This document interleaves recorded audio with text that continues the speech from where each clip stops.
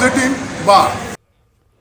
तो मोकामा और गोपालगंज में होने वाले विधानसभा उपचुनाव को लेकर मुख्य निर्वाचन पदाधिकारी कार्यालय में कंट्रोल रूम बनाया गया है। कंट्रोल रूम सुबह 5 बजे से काम करने लगा है और दोनों ही विधानसभा के लिए कंट्रोल रूम में सेक्टर बांट दिए गए हैं। ईवीएम में गड़बड़ी सहित किसी भी प्रकार की शिकायत अगर मिलती है तो इसे लेकर तुरंत कंट्रोल रूम से संज्ञान लिया जाएगा।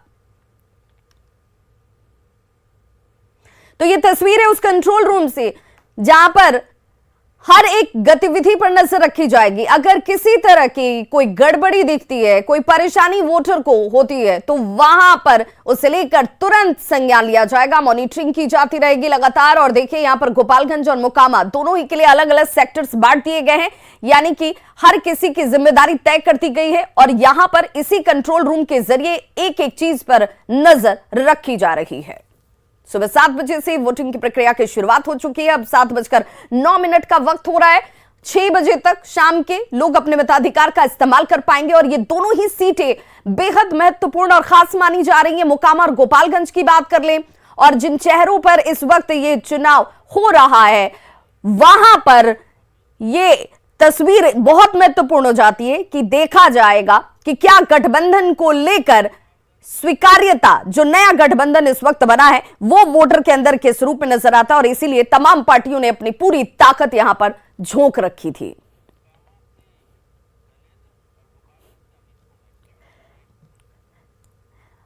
और मोकामा और गोपालगंज इन दोनों ही सीटों पर जहां पर सबकी निगाह टिकी हुई है वहां पर हमारे सहयोगी मौजूद हैं। शैलेंद्र हमारे साथ मोकामा से जुड़े हुए हैं, जबकि गोपालगंज की बात करें तो संवाददाता अमित हमारे साथ जुड़े हुए हैं। सबसे पहले मैं गोपालगंज का रुख करना चाहूंगी। अमित, चूंकि गोपालगंज की जब भी चर्चा होती है तो ये गोपालगंज अपने आप में ही सेंटर ऑफ फोकस होता है, बहुत चर्चा में ये सीट हमेशा से रही है और बीजेपी के लिए बिल्कुल साख की लड़ाई है क्योंकि यहां अब तक बीजेपी का कब्जा रहा है। लेकिन अब एक नए गठबंधन के तौर पर जो सरकार इस वक्त चल रही है उस बीच इसकी स्वीकार्यता कितनी है, आज ये जनता जनार्दन यहां की तय करेगी।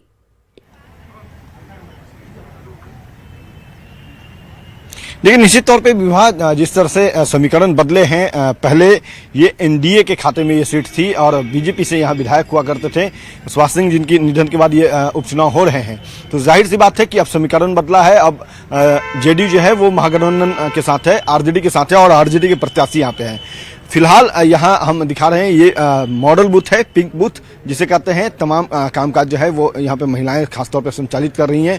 मतदाताओं में अभी उतनी उत्साह नजर नहीं आ रही है, लेकिन हाँ जैसे जैसे समय बढ़ेगा मतदाताओं में जाहिर सी बात है कि उत्साह बढ़ेगी, मतदान की प्रक्रिया जो है वो रफ्तार पकड़ेगी और आज ये तय होगा कि गोपालगंज का जो अगला विधायक है, अगला जनप्रतिनिधि जो है वो कौन होगा। तो यहाँ पे देखिए धीरे धीरे वोटर आ रहे हैं, अपने मतों का इस्तेमाल भी ये करना शुरू किए हैं। इन लोगों ने किया है, कुछ लोगों ने, और बाकी जो है वो आएंगे। लेकिन अगर बात करें जिस तरह से यहाँ पे समीकरण बदले हैं, सरकार बदली, महागठबंधन की सरकार आई, तो जाहिर सी बात है कि अब चाहे बीजेपी हो वो अपनी सीट बचाना चाहती है, आरजेडी चाहती है कि एक और सीट बढ़ जाए उनके पास। तो ऐसे में दोनों ही तरफ से चाहे एनडीए हो या महागठबंधन, दोनों ही घटक दलों ने पूरी ताकत झोंक रखी थी। प्रचार प्रसार में कोई कसर न तो तेजस्वी ने छोड़ा, न ही बीजेपी की तरफ से तमाम जो बड़े चेहरे थे, जैसे हम बात कर ले डॉक्टर संजय जायसवाल प्रदेश अध्यक्ष की बात करें या पूर्व कई मंत्री हैं, सभी यहाँ पे लगातार कैंप किए हुए थे और सभी ने वोटरों को रिझाने की पुरजोर कोशिश की। जहां तक बीजेपी ने चाहा कि उनका सीट बरकरार रहे तो उन्होंने भरोसा दिलाया है वोटरों को कि जिस तरह से सुभाष सिंह ने पहले यहाँ पे काम किया है, आपकी समस्याओं का निदान किया है, वो आगे भी उनके पर जो अगले जो विधायक चुने अगर आप चुनते हैं तो वो करेंगे। संभव हो तो जो वोटर पहुंच पा रहे हैं उनसे जरा बातचीत कीजिए, जरा उनसे पूछिए कि इस उपचुनाव में अब अपने मताधिकार का इस्तेमाल करते समय किस तरह के विचार उनके दिमाग में इस वक्त चल रहे हैं।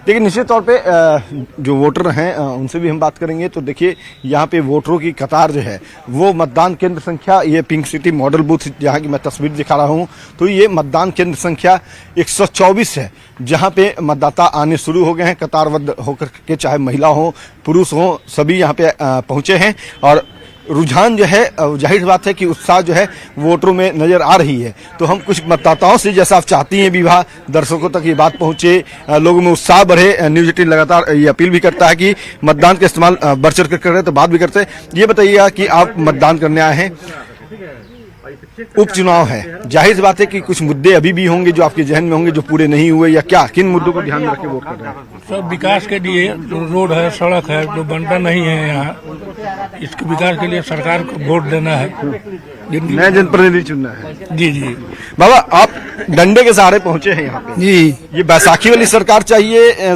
विधायक चाहिए, या मजबूत विधायक चाहिए, क्या चाहिए आपको? मौजूद विधायक किस तरह का? अब जगरम दिया नहीं, आप जिसको चाहे वोट दें वो मैं नहीं जानना चाहता हूँ। जनप्रतिनिधि अपना जो आपका सेवक हो वो कैसा हो, आपकी बात सुने। आप रास्ते से आ रहे हैं, देख के वोट चल जाएंगे। बिल्कुल, देखिए ये कह रहे हैं कि जिस रास्ते से आए हैं उसी रास्ते से लौटेंगे, लेकिन चाहेंगे कि रास्ता बेहतर हो। आप बताइएगा कि जनप्रतिनिधि,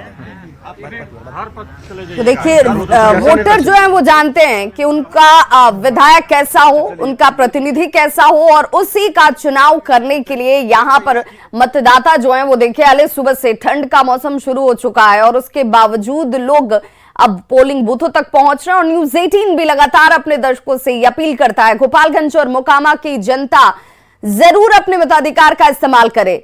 ये आपका अधिकार भी है और कर्तव्य भी है, और इसका निर्वहन होना बहुत जरूरी है। हमारे सहयोगी शैलेंद्र हमारे साथ इस वक्त मोकामा से सीधे जुड़े हुए हैं। शैलेंद्र, मोकामा की ये सीट, विधानसभा के उपचुनाव की ये सीट बेहद खास और महत्वपूर्ण मानी जा रही है, क्योंकि हमने देखा कि दिग्गजों ने अपनी पूरी ताकत यहां झोंक रखी थी।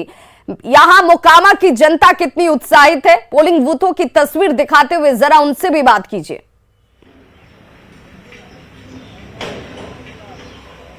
बिल्कुल सीधी तस्वीर हम दर्शकों को दिखाना चाहेंगे मोकामा की। मोकामा विधानसभा बूथ संख्या 3 की ये तस्वीर है, जहां देखिए सुबह 7 बजे से ही जो वोटिंग है वो शुरू हो चुका है और लोगों का पहुंचने का सिलसिला भी शुरू है। अच्छे खासी संख्या में लोग यहां पहुंच रहे हैं।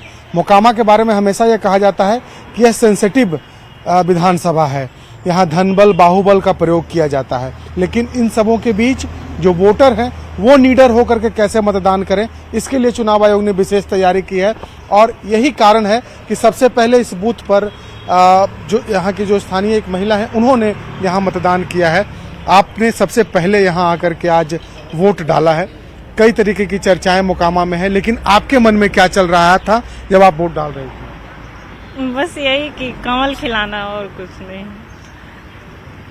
तो देखिए आमतौर पर जो वोटर होते हैं वो बताते नहीं है, लेकिन ये महिला मतदाता है जिन्होंने बता दिया कि ये क्या करने जा रहे हैं। लेकिन यहाँ कहा जाता है कि चुनाव में सिर्फ धनबल बाहुबल का इस्तेमाल होता है। क्या लगता है कि आपके क्षेत्र का इधर विकास हुआ है? क्षेत्र का विकास, पुराने जो विधायक थे 17 वर्ष से कोई विकास नहीं हुआ है। ठीक है, हम लोग ये जो मोदी जी के विकास की धारा पर चलकर हम लोग इस बार कमल को खिलाएंगे। और तो देखिए ये जो मतदाता है एक खास पार्टी से, एक खास जिन्हें इन्होंने वोट किया उसके बारे में कह रहे हैं, और भी जो यहाँ के स्थानीय लोग हैं इन लोगों से हम बात करते हैं। वोट डालने आप लोग यहाँ पर पहुंचे हैं, इस बार आपके मन में क्या चल रहा है? मोकामा में जो काम होना था, जो विकास होना था, क्या वो सब हुआ है यहाँ बढ़िया से? काम के सिलसिले में तो अभी जारी है ये है, उसके बाद अब आगे प्रत्याशी फिर खड़ा हुए हैं तो अपना वही करेंगे, वही निकलेंगे।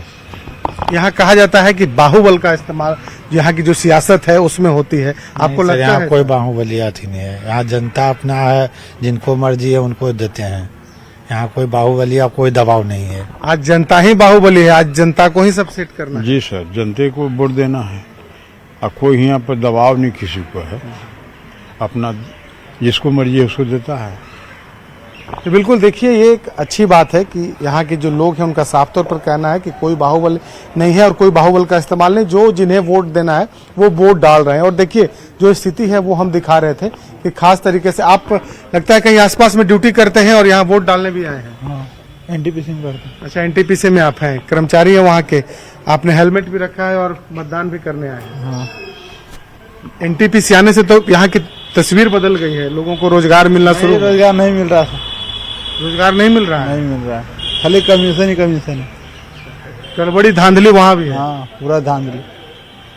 लगता है कि इस बार जब आप वोट करेंगे जिससे जिसे उम्मीदवार चुनेंगे तो सब ठीक होगा। वो आपके उम्मीदवार सब ठीक कर देंगे धांधली? पता नहीं ठीक होगा कि नहीं होगा।